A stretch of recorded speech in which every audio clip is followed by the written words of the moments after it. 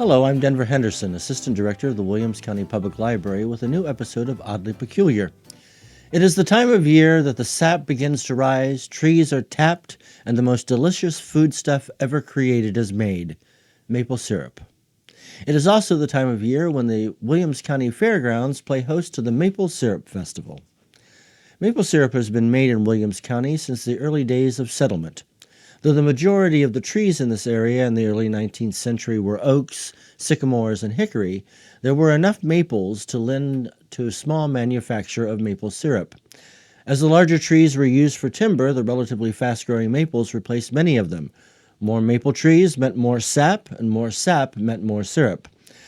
Speaking of which, it takes between 40 to 50 gallons of sap to make 1 gallon of syrup. This formula depends on the sugar content of the sap, and the 40-to-1 ratio is for sap that has 2% sugar content. I don't know how the sugar content is determined, as I'm not a syrup producer, just a prolific and dedicated syrup consumer. The Maple Syrup Festival began life as a series of tours in the early 1990s. Local syrup makers, with the cooperation from the Williams County Soil and Water Conservation, would invite the public to their sugar shacks, small buildings where the sap from maple trees was purified and then boiled down to make syrup. The earliest maple syrup tour was held on the farm of Dallas Dick. Mr. Dick was a founder of the Northwest Ohio Maple Syrup Producers, and he produced maple syrup in the county for 52 continuous years. He was dedicated to preserving the craft of syrup producing and was generous with his time and talent. For many years, he donated several quarts and pints of the amber liquid to the WB&O Blizzard auction, and those bidding on the lots containing the syrup knew they were getting a superior product.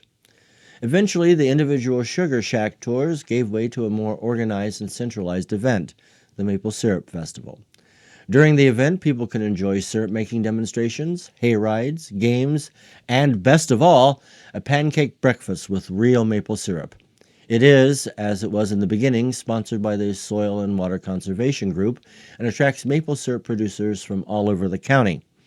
Held annually in March, this event is a wonderful way to kick off the festival season.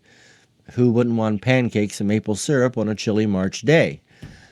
While many think of New England when they hear maple syrup, for us, the term means Williams County, the fairgrounds, and the men and women who keep the art of maple syrup production alive in this area.